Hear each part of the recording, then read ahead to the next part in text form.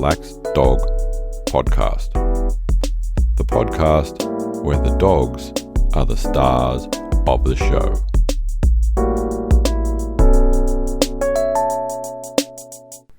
Welcome to the Relaxed Dog Podcast, sponsored by The Relaxed Dog.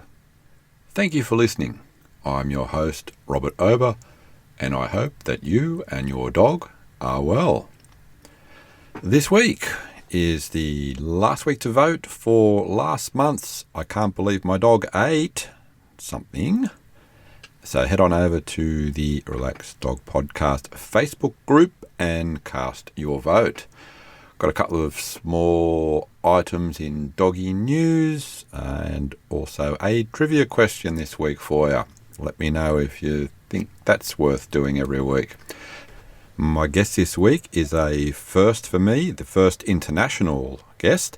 His name is Sam Sprunger from the 500 Section Lounge podcast, all the way from Auburn, Indiana in the USA. And we're going to talk about Quincy. But first, and coincidentally also from Indiana, a 62-year-old woman is facing a felony count of animal cruelty after she tried to neuter her dog herself. No, and no. If you are concerned about any medical conditions that your dog may have, see a vet. Now, there are big dogs, and then there's Freddie the Dane. In 2016, Freddie claimed the title of the world's biggest dog in the Guinness Book of Records. His official height was recognised at 7 feet 6 inches tall when standing on his hind legs. Freddie is just about to celebrate his 8th birthday, and he is weighing in at around about 95 kilos. Freddie resides in Norfolk, England, and is described as a gentle giant. Okay, the trivia question. Yes, it's obviously related to dogs.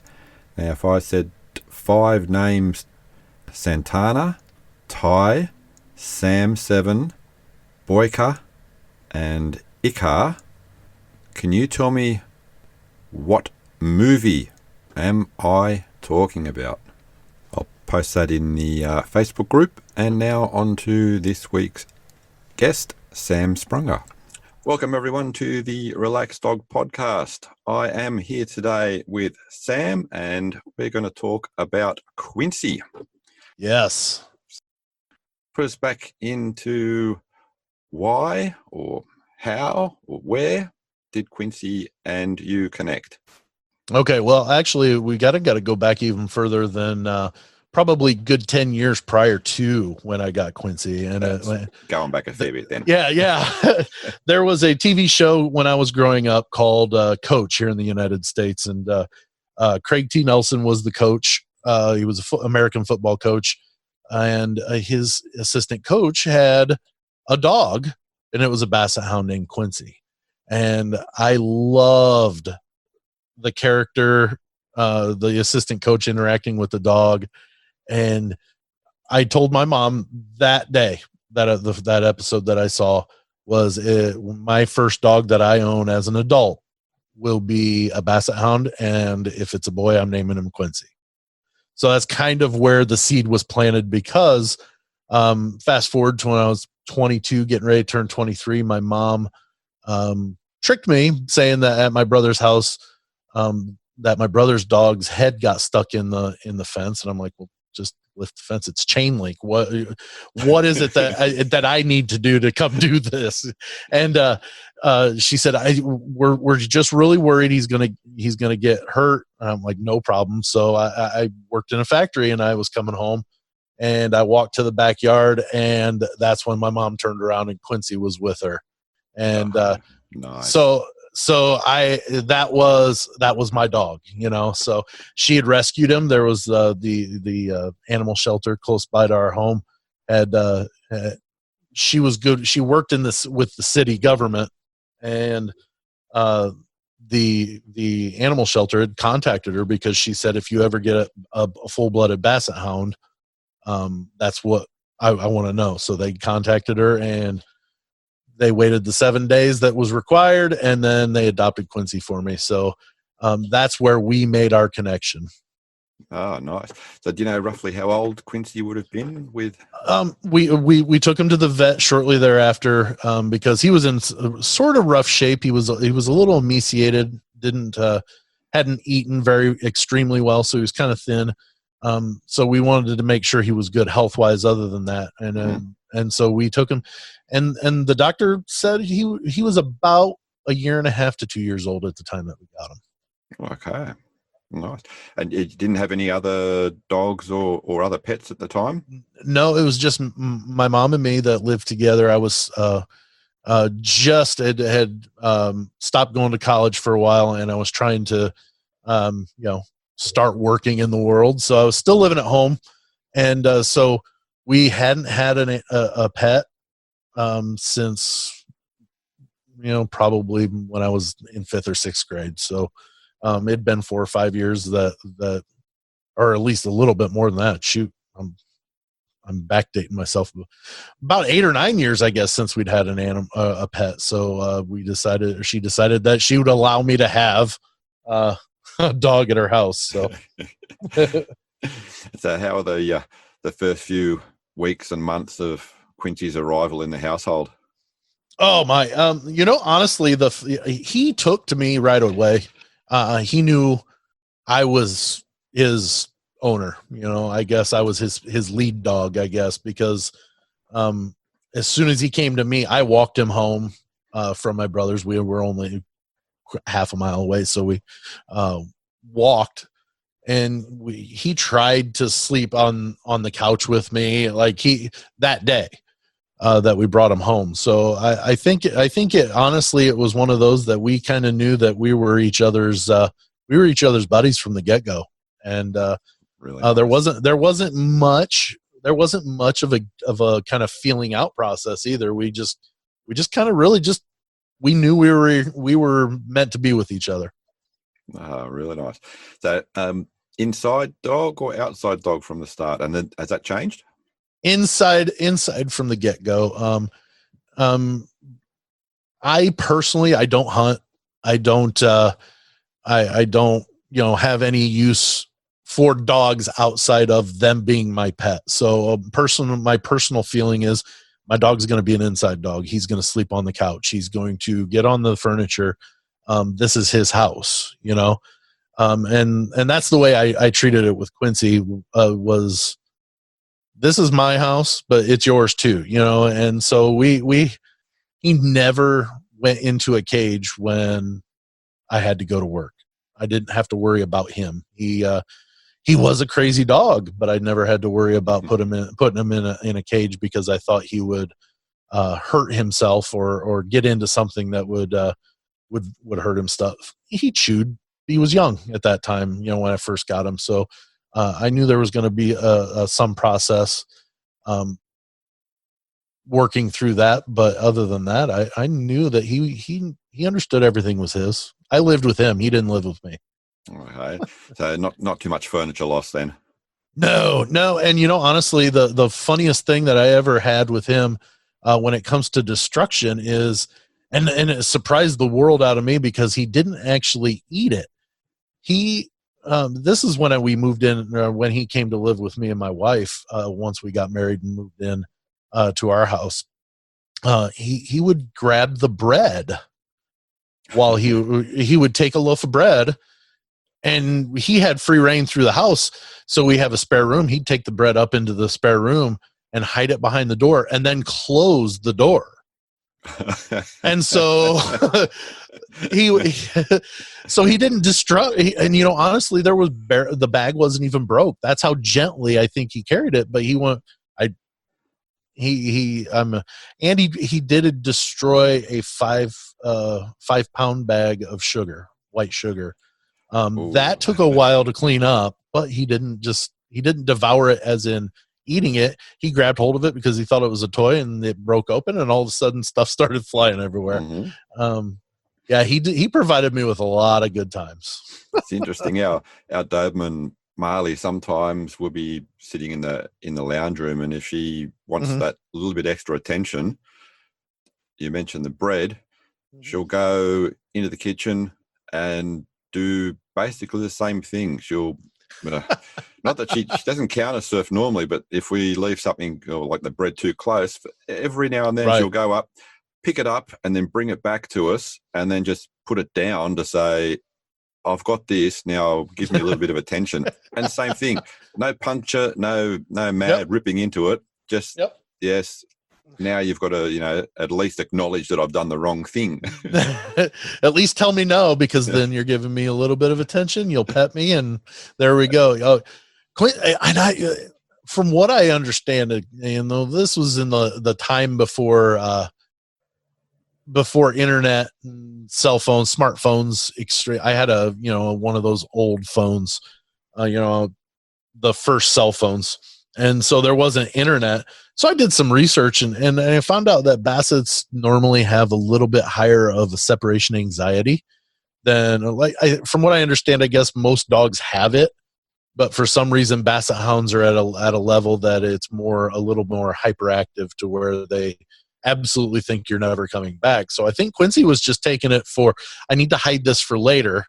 I don't know why, if he didn't think we were coming back. He's the only dog there at that time, so I really don't know why he was hiding the bread. But but I maybe he was hiding it for later, and I looked at the counter and said, I know we had another loaf of bread here, and looked around, and I walked upstairs thinking, why in the world am I coming upstairs? And I don't know why, but I walked into the spare room and I'm like, Quincy does like to hang out here because the sun will come in the window and he'll lay in the sun. He loved laying in the sun. And I'm like, and I turn around and I see the door shut and I'm like, there's no way. And I'm talking shut as in all the way open, but leaning, hitting the wall. So there's a little triangle corner in the corner there, and I said, there's no way he did that, because I always left it wide open. It never was closed. And sure enough, I pulled the door away. Oh, there's the bread in the corner. And so he had nosed it open, took the bread in, laid it down, and then pushed the door shut back. I laughed very hard with that one. So whereabouts, was it like where you live there, rural, semi-rural, or city, or? Well, we live in a city that's about 12,000 people. So it's relatively small in the grand scheme of what you would think of a city, but it's bigger than it's about 6 times bigger than the town that I grew up in. So, which is where Quincy started living with me, was in the town where I grew up in. And then we moved, to where we are now. And shoot, I want to say Quincy was about 6 years old when we moved here, and we've been here 15. And he made it here in Auburn with us. He made it, I want to say 10 years, I think. So I think he was almost 17 years old when we had to put him down. Okay. So with the transition, I'm guessing, was he out and about more when going for walks and things like that in more of a rural area, and then they had to adapt to a little bit more city life, or? Fortunately, no, because we lived in town, at least even in the smaller town. So it was an adjustment in the aspect that there was more traffic, more people, but he still had that city feel, or that town feel, at least, to where he knew traffic and he knew, how close cars could get and he'd be okay, type thing. He didn't have to kind of learn the bigger city life, because it's not, while it is 6 times bigger, it's still kind of a rural town city, or, a bigger rural town. So, like, some favorite walks or favorite areas that you took him to? Oh, shoot. Yes. And we have a cemetery. I know it sounds kind of morbid, but it's all enclosed, so we can actually take our dogs and, respectfully, but at least give them some area to run. because we don't have a lot of open space that's fenced in, because especially with Basset hounds, as they take off, they get a scent, they take off, which there are plenty of good stories about Quincy taking off on me, but I can share that in a little bit. There's a funny one that deals with where the town that we live, or this house that we live in now. But the cemetery, he really liked going to the cemetery. Not that he would hike his leg or do anything disrespectful, but he just liked sniffing, and so he would just walk up and down those aisles, just back and forth, because they're visitors. So there's different scents that come with each of those stones, and he just really loved the cemetery. Could be a different sort of connection there as well. Yeah. So you just mentioned that he did the occasional running off. Yes. We have a latch and gate system that it gets caught. Sometimes it'll match just right and it won't shut. So you think you've got it shut, but it won't latch all the way. And Quincy was one of those that he wouldn't try to push the doors open, but if he was sniffing and his head hit it and it popped open, he'd go for a walk. And there was one night, and so we always made sure we would tell our guests and even ourselves, hey, make sure you get the gate shut. Just make sure you get the gate shut. And this was before we added our second Basset hound. So Quincy was the only one, and I had a buddy over, and it was an evening that we had some beverages, and we were kind of just joyous and stuff. And my buddy didn't get the gate latched, so we went probably a good 30 minutes before we realized the gate was open. So okay, here I am, a couple too many, so I'm not going to drive, so I've got to walk and find them. That's fine. Well, I always put him on a chain, like his collar was a chain, and he'd have the dog tags that jingled, so I could hear him anywhere. And his favorite spot was the backside, the street behind us. So I immediately went to that street, and I'm walking down, and it's 11:30, 12 o'clock at night. So on the 12-hour clock, about midnight, and so I don't want to yell, so I'm like, Quincy, and I can hear his collar jingling, so I stop. I'm looking around, his jingle stopped, so I start walking a little bit more, yelling, I use air quotes with that, yelling, Quincy. And I can hear the jingle again. So I stop walking and it stops. And I'm like, where in the world is this dog? And I just happened to turn around. He was following me behind me on the street. And he's just looking at me like, well, I heard you call me. What do you need? So and I couldn't do it. I couldn't be mad at that. As soon as I realized he had walked in behind me, I was like, come on, let's go home. And he followed me right in tow. It was amazing. It was one of the funniest times I've had as a dog owner. And I've had some pretty funny times, funny things that have happened as a dog owner. Like my dog now, one of my Basset hounds has a Facebook page. I mean, I love my dogs. So, but Quincy, that episode with Quincy was probably the funniest one that I've had. So just sort of like casting back to your original sort of like ideas and when you saw the episode on TV with Quincy, do you think you could like draw on any parallels with the TV Quincy to yours? Yeah, well, yeah, because the Basset hound on the show, whenever the assistant coach would leave the room, and it was funny. The reason why it caught me is I love the short legs, the long ears, but Luther, which was the coach, the assistant coach in the show, would always pull him around in a red wagon. And so you'd only see about this his chin up most of the time from Quincy in the show, but Luther would leave the room and Quincy would be in the room by himself, and you'd hear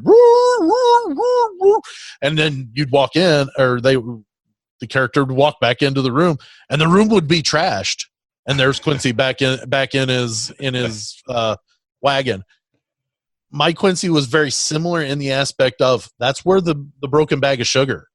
You know, he was running. Whenever I'd come home, we lived in a mobile home, which you walk in about halfway into the mobile home, and he's got 80 feet from one end to another, and he would run 5-6 times at full speed, just bellowing woo, back and forth as he ran off his steam, like he was so happy to see me home. Mm-hmm. But he demolished the bag of sugar while I was gone at work. So I can see that parallel that they did it very, very well.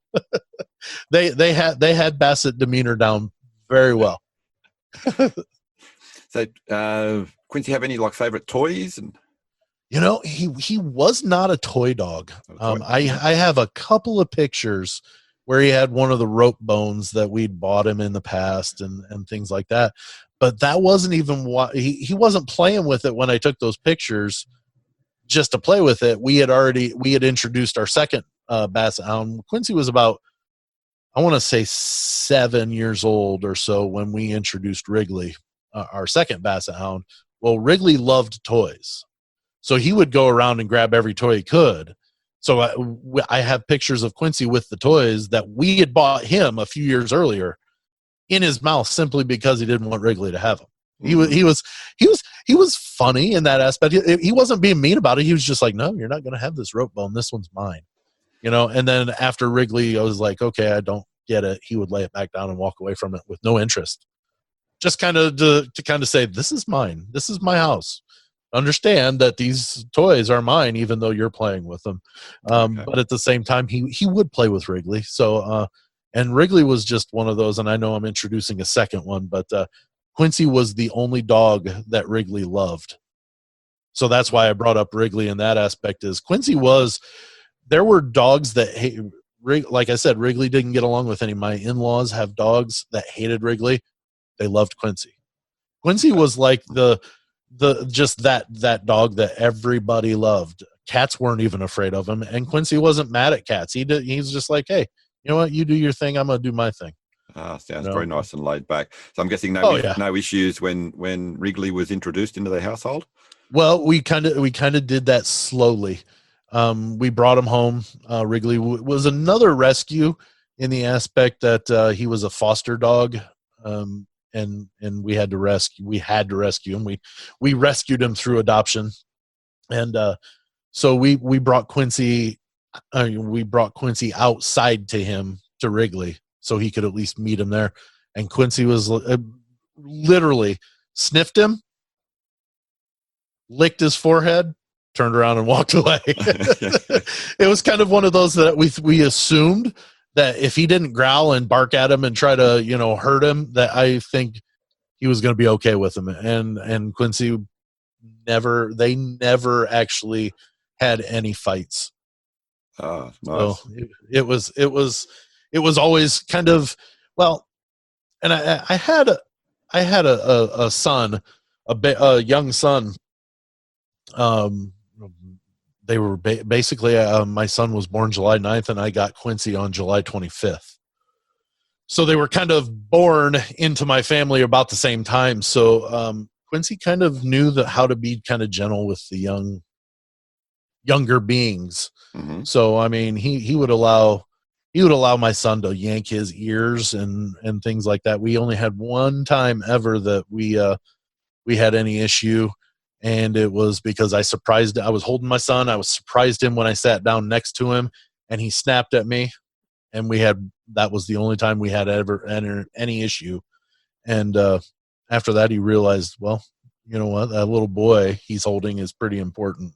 And from that day on, we never had any issue whatsoever with Quincy. Ah, really good. Yeah, because it's like hit him with a double whammy. Hey, I've got a new 4-legged friend and a new 2-legged friend in the house. Right. Big changes happening here. Oh yeah, he was great at taking things in stride. I think he sensed if I was okay with it, and I think that was the connection that we had. We had that connection right at the beginning. That kind of he trusted that if I was okay with it, he was going to be okay with it too. very laid back. So did have any weird habits or anything like that at all that you would think for a dog? Weird habits. I could say he was a prankster. I really can tell you that. There was a couple of different times, and the one that really stands out, other than the bread, I was single, still I was still in that process of still living at home with my mom and everything, but occasionally he would need to go outside. So, and at where we lived, we had to take him out, and so I had to get dressed and take him out on a leash and everything. So when he woke me up, I knew he had to go. So I think he realized that every time that he did that, I got up just as quickly as possible, and he did it one late night. It was probably 2:00 in the morning, and he woke me up. He weighed 60 good pounds. He had his front paws on my chest, and his nose was right close to my nose. And he didn't growl. He didn't whine. He snored. So I hear, and it's happening right in front of my face. So I wake up, and I'm like, wow. And he did it again. I'm like, okay, he's got to go to the bathroom. So I put on a sweatshirt, put on, go out to the living room to put my shoes on. Normally he followed right behind me, and I'm looking, I'm like, he's not here. So I walked back into my room, and he had decided that was when he was going to roll around in my bed. He just wanted me to move. He didn't want to go outside. He realized that every time that he got on my chest and snored at me, I would get up and take him out. Well, he wanted me out of the way because he wanted to roll around in bed. And so I looked at him as, oh no. And he kind of looked at me like, oh, am I in trouble? And I just laid back down. It was 2:00 in the morning. I was ready for bed. I was sleeping already. So, but the other one time, and this is why I think he's a prankster. I totally think he did all this on purpose. He never would sleep under my blanket. He would always be over top. Mm-hmm. And one time he decided he wanted to be under the blanket. Well, he laid on it, and it kind of wrapped under him. And I'm like, oh. And he was already snoring. So I'm like, well, I'll just cover up. And I woke up about, I don't know how much later after into the night, I woke up, and he had wrapped himself like a burrito in the blanket. And I had just a little like corner of the blanket over me. I'm like, and he's, again, his nose is sticking out the end, and he's snoring. But he's snoring because he's sleeping. He just, oh, jeez. So I went and got a different blanket because he was a funny dog. I think that was his unusual. I've never met a dog that had kind of a personality of being so playful, but kind of like almost the dog equivalent of a dry humor, because he would do it at the most inopportune times. Like, you wouldn't think he was doing it, and he was just being funny. Or maybe I'm overthinking it. I don't know. I truly think that dogs have personalities in the aspect of having sense of humors too, because I just think they have to. Won't argue that at all, or at least that with our interpretation of humor, and they just think, right? Yeah, I'm just doing it, Right. It's funny to us, and so you got to think that they're playing. So whether or not it, I guess if they play and they get yelled at, they understand that that's not them playing anymore. I guess, I don't know, but Quincy was so funny when it came to that aspect of he knew when to. I'd be talking to him or something, and he didn't like touching too much, which was kind of what I wanted. I didn't want a dog that had to be a lap dog, but would be once in a while, I guess. To be able to come over, see me, hang out, and would rather sit next to me than on top of me. And that was exactly what Quincy was. He, you knew when he was on you, like if he came up to you on the couch, and like I said, with all my dogs, it's their house too. So they get free reign of being on the couches too. And when Quincy would come up and put his front paws on your leg, you knew because he was a little heavier. He was very compact for his size, but yet you knew, hey, okay, you need to go out. And most of the time, that's what it was. He was just coming to let you know, hey, I need to go. Okay, let's go. Most of the time, though, he'd sit right next to you, and that's what I loved about it. Some people have maybe concerns with, say, breeds like Bassets because of, say, large ears. Did Quincy ever have any sort of like medical issues, ears or otherwise? The medical issue he ran into, and I found it with Basset Hounds because Wrigley, our second Basset Hound, we actually had to put down before we did Quincy because they have long spines, and their legs are short, and their mass is so heavy that they have the tendency or capability of rupturing discs in their back easier. So if they jump just right, even, I mean, it happens in schnauzers or wiener dogs or whatever as well, but Bassets are kind of the same build, but just in the bigger size, obviously. And that's what I ran in with the first two. Is Quincy hurt his back once, and he learned from it. Now Wrigley hurt it, had hurt his back to where it was kind of hurting him, but he as soon as it started to feel good, he'd be back to his normal all over the place. But Quincy, once he hurt his back and he got to feeling better, he went into slow motion, and I did not hate it at all because he taught me patience when it comes to we have an upstairs is where our bedroom is, and whenever Quincy would go to bed at the same time we did, we normally would just let him sleep downstairs, and then whenever he was ready, he'd come up. But if he'd go to bed, I'd always follow him up, and he took his time. And you know what? He taught me patience because I never, ever said, come on, let's go. Because I knew that they have bad backs because of, being in a hurry or moving too fast when they're not ready to or whatever. So he taught me that. And Clark, who is my current male, he's an 80-pound Basset Hound. So he's even heavier and he's slower and more methodical. And I looked at him and I said, Quincy taught me to be patient for you, Clark. That's what he did. I truly feel that the things interconnect, and Quincy taking his time for the last 7 years of his life helped me understand patience of making sure the dog can take his time going upstairs. And so Clark has that Quincy to thank, I guess, for that lesson for me to have learned, rather than going, come on, Clark, let's hurry up and go upstairs. I'm like, yeah, take your time. I know you'll get up there eventually, and I'm right behind you. There are so many subtle little things that they do teach us that we don't really think about till later. Yep, absolutely. And it's unbelievable that every one of my Basset Hounds that I've had, I can see some aspect of Quincy in each of them. And the thing is all three of them, other than, I have had 4 total, but all 3 had significant time with Quincy. So I think they learned those things in those times that they had with him. And I honestly think that Quincy is the reason why I've owned 4, absolutely, because he bred that love of that style of dog. Yeah, they're messy. Yeah, they slobber. That's nothing that some paper towel or a junk towel can clean up, and wipe off his face or wipe off her face, because I have a male and female now.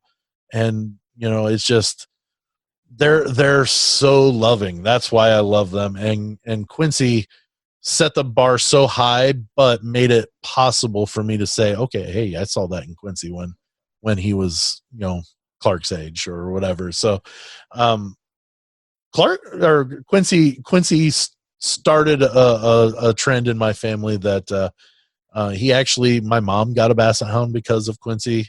One of my best friends from my childhood, he had a Basset Hound. I mean, and it was because they saw what type of dog Quincy was. Did you become a member of any sort of like Basset clubs or anything like that? Or did Quincy sort of like just hang with anyone and everyone? Quincy hung out with every single animal that all of my dogs, other than Quincy, bark at people walking by. Quincy would just sit there. Like, if you didn't know Quincy was standing at the door or like on the fence line, we have a picket fence right next to the sidewalk. You might be scared because you didn't hear him. Like, you see him and go, "Oh my God, what is that?" And then you realize it's just Quincy standing there, sniffing. So we didn't have, and see, that's the drawback of being in such a small town, in the aspect of there's not a lot of people that have basset hounds nearby. Mm-hmm. And so, and this was, Facebook groups didn't really exist to where you could kind of, coordinate meetings or anything, or if they did, I didn't pay attention to them until, well past that time. I mean, they exist now, but my two dogs, shoot, they get along with every single dog too. They just bark at them though. Mm-hmm. So Quincy the very first time he ever got out, he ended up befriending another stray dog while he was out, and they ended up at some lady's real estate office, like 10 blocks away. Oh, and checking out if there's any nice blocks of land to I guess. Yeah, maybe a dog park was in mind, I guess. I don't know. But yeah, she called because we had his rabies shots tag and then an ID tag, and I had my cell phone number on it. And she called me. She said, "I think I have your dog." And I said, "Is it a basset hound?" He said, or the lady was like, "Well, I've got a basset hound and some other dog." I'm like, "Well, I don't have another dog." I said, I have the basset hound." I said, "The tag should say Quincy on it." And she said, "Yep, that's him." She said, "He came wandering up with this other dog." I'm like, "Well, you're gonna." I said, "I can come get my dog," but yeah, 10 blocks away, he ended up just wandering and meandering back and forth, and ended up that's the crazy thing about bassets is when they get out, you don't know which way the scent they grabbed took them. Mm-hmm. And the crazy thing about that is they can be on the one scent and go, "Oh, that's a better scent," and go in a totally completely different way. And I've lucked out in the aspect I have not lost a dog yet. No, I know that. I know that sounds. Well, you shouldn't ever lose it. Well, basset hounds are a little bit crazy. They have a very high sense of smell, and they have the crazy I'm going that way. I'm going that way on any scent they get. Mm-hmm. Did you utilize that in any sort of like training or obedience for yourself? I didn't. And the thing is I didn't really even think about it on my current two until I thought, wow, it's really probably too late now. They're 7 years old. Well, never too late. Well, I guess I mean in the aspect of having them just trained from the get-go. They're 7 years old. I've actually considered that because these two are a little crazier than my other two, but they're really good dogs, and so I haven't actually done it, but I have considered it. Okay. There's a whole lot of stuff that you can probably look up as far as getting the dogs to use their noses, and scent training, and all sorts of fun activities that you can do with that. Yeah, I like I said, I've considered it a lot lately because they've gotten out. We've got 4 boys here, and ranging from 13 years old to 5, and they don't always get the gates shut. So luckily we normally find them and catch them before they get 2 blocks away, the dogs, but I've given it a thought because of them not being able to get the gate shut all the time. Mm-hmm. How was Quincy, say, grooming wise? He enjoy having a bath, or let's say it this way: he didn't like getting into the tub. But he loved the warm water, especially on his back after he's had a walk or something.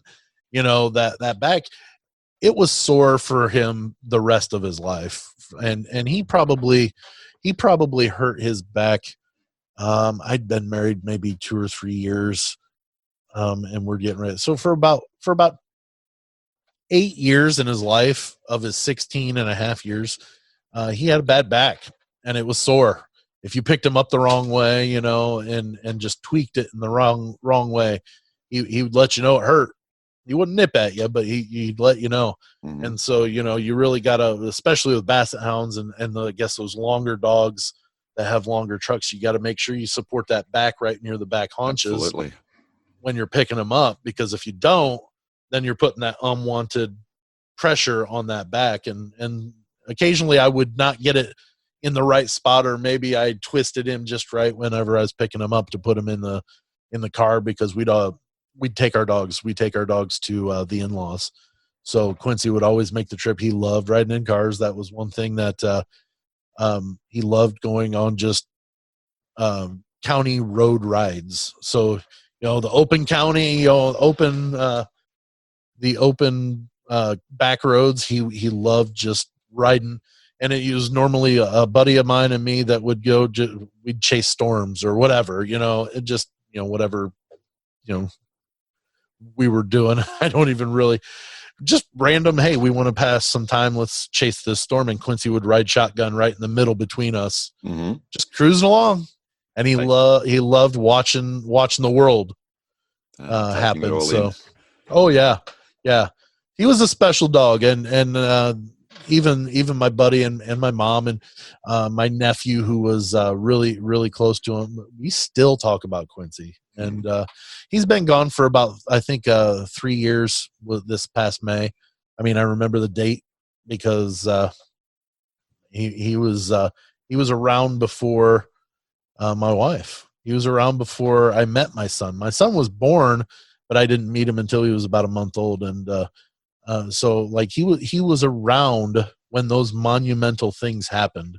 And he was more than just a dog or a pet even. He was my buddy. He was my number one guy. You know, we hung out. There were days that you know, and I'm not bemoaning the fact, but didn't have anything to do on a Friday night or whatever. Quincy and I had to hang out and watch TV, or we would, you know, sit out on the patio together. You know, he was my buddy. Absolutely, like so many of them are. That's yeah. Sorry. Yeah. No. Yeah. To this day, I'll have dreams that include Quincy, and I think that's the